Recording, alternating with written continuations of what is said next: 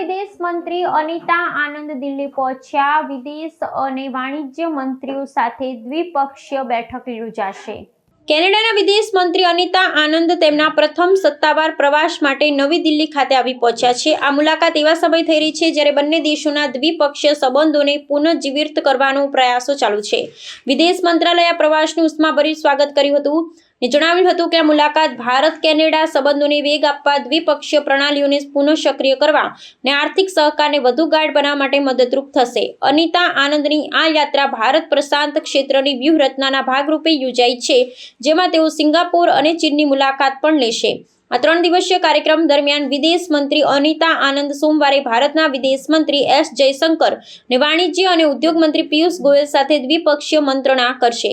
આ બેઠકોમાં વેપાર, વિવિધતા, ઉર્જા પરિવર્તન અને સુરક્ષા સંબંધિત મુદ્દાઓ સહિતના ક્ષેત્રોમાં વ્યૂહાત્મક સહયોગ માટેનું માળખું તૈયાર કરવા પર ધ્યાન કેન્દ્રિત કરવામાં આવશે।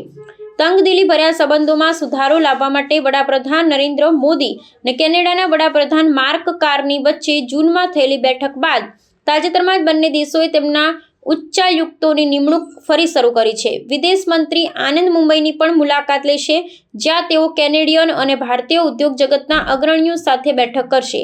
આ બેઠકનો મુખ્ય ઉદ્દેશ્ય બંને દેશોમાં રોકાણને પ્રોત્સાહન આપવાનો અને રોજગાર નિર્માણની તકો વધારવાનો છે। કેનેડાના વિદેશ મંત્રીએ એક નિવેદનમાં જણાવ્યું હતું કે કેનેડાને દેશમાં મજબૂત રાખવા માટે તેને વિદેશમાં સ્થિર ભાગીદારીની જરૂર છે અને તે ભારતને ભારત પ્રશાંત ક્ષેત્રના દેશો માટે વિશ્વાસપાત્ર અને ભરોસાપાત્ર ભાગીદાર તરીકે સ્થાન આપવા માટે કામ કરશે। આ ઉચ્ચ સ્તરીય મુલાકાત સંબંધોની સામાન્ય સ્થિતિ પુનઃસ્થાપિત કરવાની દિશામાં એક મહત્વપૂર્ણ પગલું છે।